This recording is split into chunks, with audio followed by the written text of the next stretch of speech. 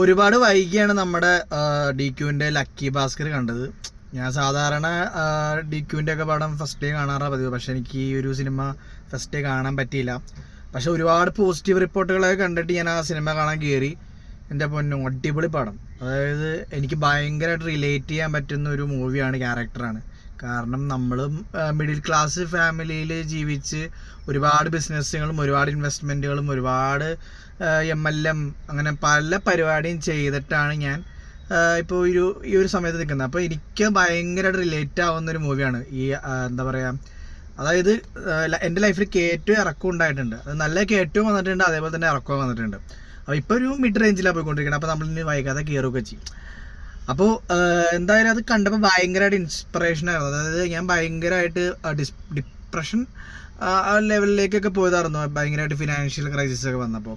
പക്ഷെ നമുക്കത് തരണം ചെയ്ത് ഇനിയും മുന്നോട്ട് പോകാൻ പറ്റും. കാരണം ജീവിതം ഇനി മുന്നോട്ട് നീണ്ടു നിവർന്ന് കിടക്കാണല്ലോ. നമ്മൾ പണിയെടുത്ത് അടിപൊളിയായിട്ട് ജീവിച്ചു കഴിഞ്ഞാൽ ഇനിയും നല്ല രീതിയിൽ പോകാൻ പറ്റുമെന്ന് ഉറപ്പുള്ളതുകൊണ്ട് നമ്മൾ ആ ഒരു ലെവലിലേക്ക് ചിന്തിക്കുന്ന ഒരു സ്റ്റേജിലാണ് ഞാനിപ്പോൾ ഈ സിനിമ കാണുന്നത്. ഭയങ്കരമായിട്ട് മോട്ടിവേറ്റഡായി. അതായത് ഈ സിനിമ എനിക്ക് ഭയങ്കരമായിട്ട് മോട്ടിവേഷൻ കിട്ടി.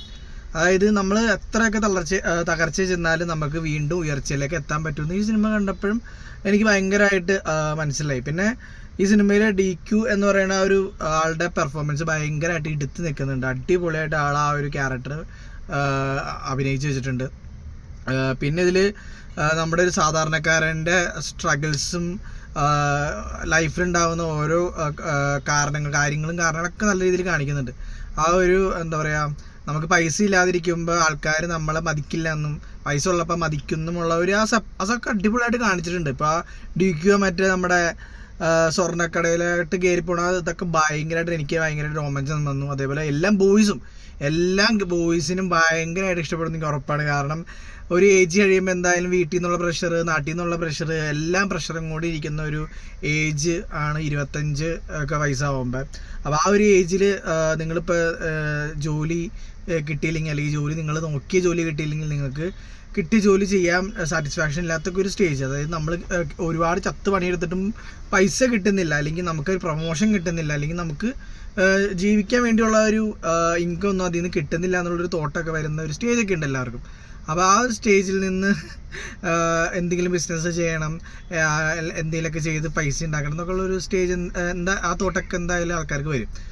അപ്പോൾ ആ ഒരു സമയത്ത് എന്താ പറയുക, നമുക്കുണ്ടാവുന്ന ഫ്രസ്ട്രേഷനും ഉണ്ടാവുന്ന എന്തെങ്കിലും ചെയ്തിട്ടും പൈസ ഉണ്ടാക്കണം എന്നുള്ളൊരു വെരിയും ഇതൊക്കെ നമ്മളെല്ലാ ആൾക്കാരും ലൈഫിൽ എക്സ്പീരിയൻസ് ചെയ്യുന്ന ഒരു സംഭവമാണ്.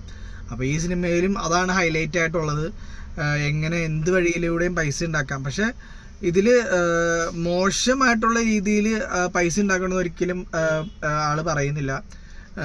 നമുക്കിപ്പോൾ പൈസ ഉണ്ടാക്കാമെന്ന് പറയുമ്പോൾ ഏത് വൃത്തിയായിട്ട് രീതിയിലും പൈസ ഉണ്ടാക്കാൻ പറ്റും. പക്ഷെ നമുക്ക് നല്ല രീതിയിൽ ഫ്യൂച്ചറിൽ ഉപയോഗം വരണമെങ്കിൽ നല്ല രീതിയിൽ പൈസ ഉണ്ടാക്കിയാൽ മാത്രമാണ് നമുക്ക് ആ ഒരു പൈസ നല്ല രീതിയിൽ ഉപയോഗിക്കാൻ പറ്റുള്ളൂ. അല്ലെങ്കിൽ നമ്മൾ പൈസയൊക്കെ ഉണ്ടാവും, എവിടെയെങ്കിലും പോയി ഡെഡായി കിടക്കും, ഒന്ന് എൻജോയ് ചെയ്യാൻ പറ്റാണ്ട് മരിക്കേണ്ടി വരും. അപ്പോൾ നിങ്ങൾ പൈസ ഉണ്ടാക്കാൻ നോക്കുമ്പോൾ ആരും വെട്ടിച്ചും പറ്റിച്ചും പൈസ ഉണ്ടാക്കാതിരിക്കാൻ നോക്കുക. എന്തായാലും ഈ മൂവി നിങ്ങൾ മസ്റ്റായിട്ട് ഇപ്പോൾ നിങ്ങൾ തിയേറ്ററിൽ എല്ലാവരും കണ്ടു കാണും. ഞാൻ ഭയങ്കര ലേറ്റായിട്ട് കണ്ട ഒരാളാണ്. അപ്പോൾ നിങ്ങളെന്തായാലും കണ്ടവർക്ക് എന്തായാലും ഇഷ്ടപ്പെട്ട് കാണുമെന്നാണ് എൻ്റെ ഒരു പ്രതീക്ഷ.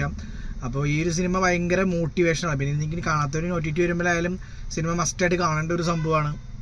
ഇനിയിപ്പോൾ തിയേറ്ററിൽ കാണണമെങ്കിൽ തിയേറ്ററിൽ പോയി കണ്ടാണെങ്കിൽ അടിപൊളിയാണ്. കാരണം നിങ്ങൾക്ക് ആ ഒരു എക്സ്പീരിയൻസ് കിട്ടുന്ന ടൈപ്പ് ഓഫ് സാധനം തന്നെയാണ്.